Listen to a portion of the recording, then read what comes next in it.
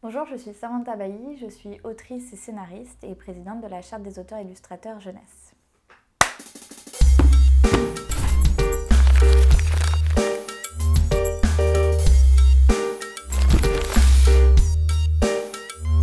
Bonjour à tous, bienvenue sur Boîte à mots. Nous sommes aujourd'hui en compagnie de Samantha Bailly. Bonjour Samantha. Bonjour.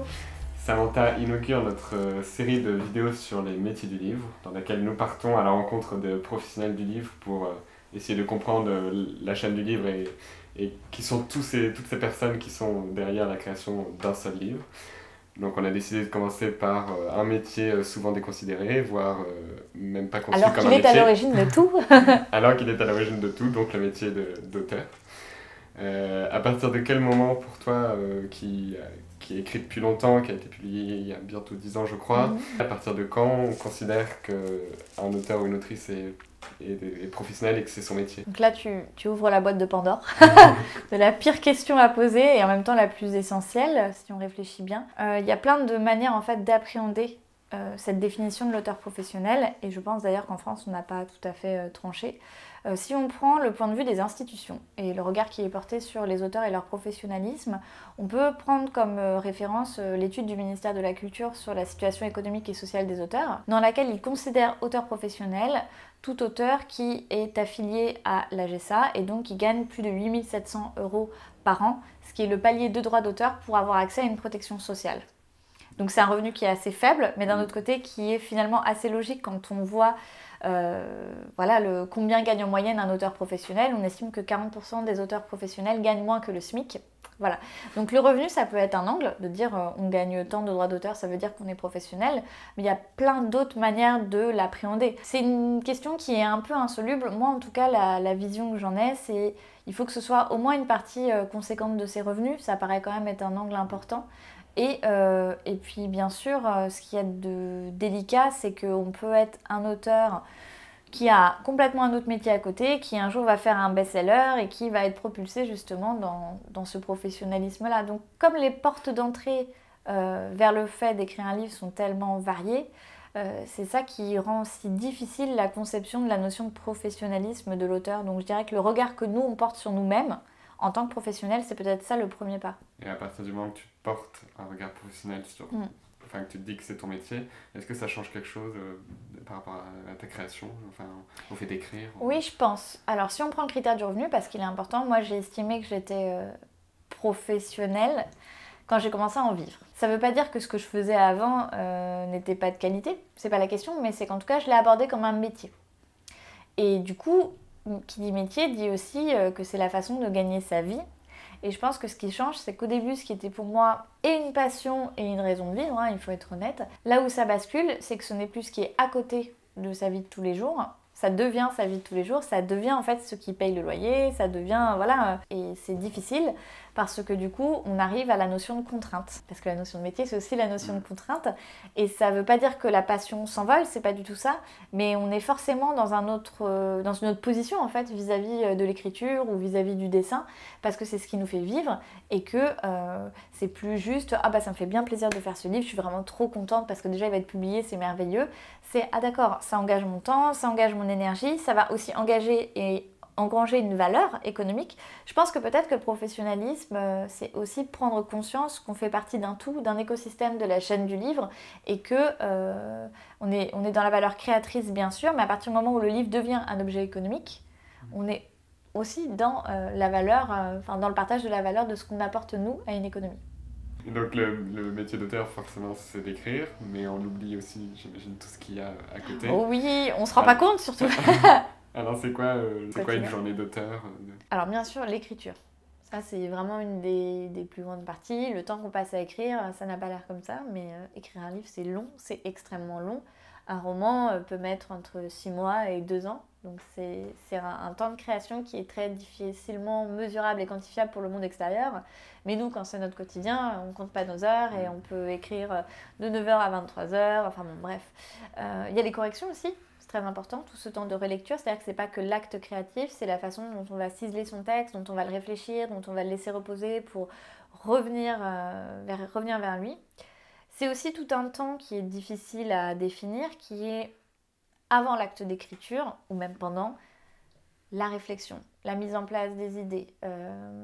Finalement, le cerveau, il travaille en permanence et être auteur, c'est toujours avoir ces espèces d'antennes déployées sur le monde et se questionner sur ah, j'ai cette idée de projet, ah, je commence à ébaucher un chapitre, en fait, non. Et du coup, il y a quelque chose qui est absolument inquantifiable aussi, c'est tout le temps qu'on va passer à réfléchir à son intrigue.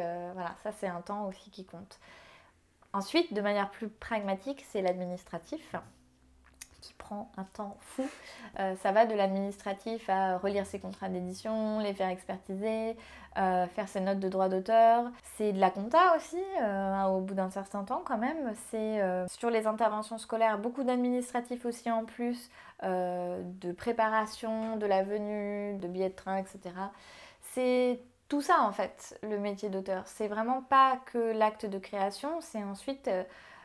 finalement, toutes ces parties qui viennent qu'on n'est pas un espace d'être éthéré, loin de tout. Hein. On fait aussi beaucoup de communication. C'est d'ailleurs assez fou, mais les auteurs sont bien souvent leurs propres communicants. Ils ont Instagram, Facebook, tout ça, ça prend du temps en fait. Enfin, je veux dire, c'est un travail, la communication. Les salons aussi, les dédicaces, c'est un temps qu'on passe loin de sa famille et qu'on consacre aussi à la fois à la promotion, mais à la rencontre de ses lecteurs. Donc c'est un temps qui compte beaucoup, mais c'est pour ça qu'il y a eu autant de débats, c'est que finalement, on est un peu les grands bénévoles de tous, les auteurs. Alors que quand on réfléchit, le nombre de compétences qu'on apprend et qu'on met en place est hallucinant. J'ai l'impression que, bien sûr, il y a beaucoup d'auteurs qui sont plus dans une introversion et qui, par exemple, ne vont pas aimer faire des interventions ou ne vont pas aimer faire ce genre d'événements, ce que je comprends, parce qu'après tout, être auteur, c'est pas forcément être obligé d'être non plus dans une extraversion qu'on n'a pas choisie. Mais pour ceux qui le choisissent en tout cas, il y a vraiment comme une extension du métier et même une mutation, je dirais, du métier. Par exemple, moi, avec ma chaîne YouTube, je sais que j'ai changé ma façon d'aborder mon métier aussi, en le mettant en scène d'une autre façon. Donc à la fois c'est très ouvert, mais ça demande finalement une vraie pluralité. C'est pas que le temps de création. Et donc maintenant tu es aussi présidente de la charte des auteurs et illustrateurs. Histoire de se rajouter un petit truc, ouais. Voilà. Pourquoi cette forme de militantisme elle est importante pour toi aujourd'hui? D'abord, la charte, c'est une association qui existe depuis 43 ans. Qui a été fondée par des auteurs jeunesse, notamment par Christian Grenier. Donc c'est une association qui a 3 fonctions, on va dire. Défendre la littérature jeunesse, sa légitimité, donc c'est vraiment de l'action culturelle. Défendre les auteurs et les créateurs, et là c'est plutôt de la revendication en termes de rémunération. Et le dernier axe, c'est former et professionnaliser. Donc c'est pour ça qu'on a par exemple des masterclass, on va lancer les masterclass, le contrat dont vous êtes le héros, pour former en fait les auteurs. Je pense que cette année est décisive. Et à bien des égards, elle va conditionner la façon dont je vais appréhender ce métier. Parce que pour moi, il n'y a pas d'ambiguïté, c'est un métier. Ça l'est dans plein d'autres pays, c'est absolument logique. Oui, c'est de l'art, mais ça n'exclut pas la notion de travail. Et en France, et c'est très en rapport avec le milieu de l'édition et le milieu littéraire, c'est fou à quel point on ne veut pas accepter qu'auteur est un métier. Le nombre de fois où, voilà, c'est aussi la raison d'être de la charte, où on s'est entendu répliquer « Écoute, mais si tu avais un autre boulot à côté, quand même, ce serait plus simple, tu n'aurais pas besoin d'avoir plus d'avaloir, etc. » Mais c'est pas ça qu'on dit, c'est oui, évidemment. Mais d'un autre côté, moi, j'ai envie de continuer ce métier dans des conditions décentes. Et c'est pas qu'un rapport à la rémunération en tant que tel, c'est le regard qui est porté sur nous. Et j'ai envie de travailler avec des professionnels qui posent sur les auteurs un regard au minimum humaniste, décent et respectueux par rapport à l'art et la créativité qu'ils apportent à ce pays et à cette économie. Parce que c'est pour ça aussi que je me suis retrouvée présidente de la charte. Quand je vais en salon et que je vois les auteurs illustrateurs, en particulier là, en jeunesse en l'occurrence, parce que c'est ce qui me concerne, qu'on voit mais leur créativité, le temps de travail, la poésie et l'humanité qui se dégage de toutes leurs œuvres, on se dit mais il y a un problème à ce que ce soit aussi des gens qui crèvent la faim en fait. Il y a vraiment un problème. Donc j'ai de l'espoir et je milite en ce sens parce que par rapport à la richesse et à la valeur créative de tout ce qui est généré par ces auteurs et illustrateurs, à mon sens, il faut que ce soit un métier pour que ce soit protégé. Et pour moi, ça l'est intimement, mais peut-être qu'il est temps que ce soit reconnu aux yeux des institutions.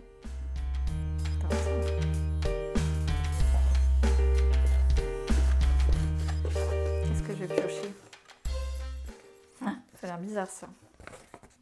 Escalier.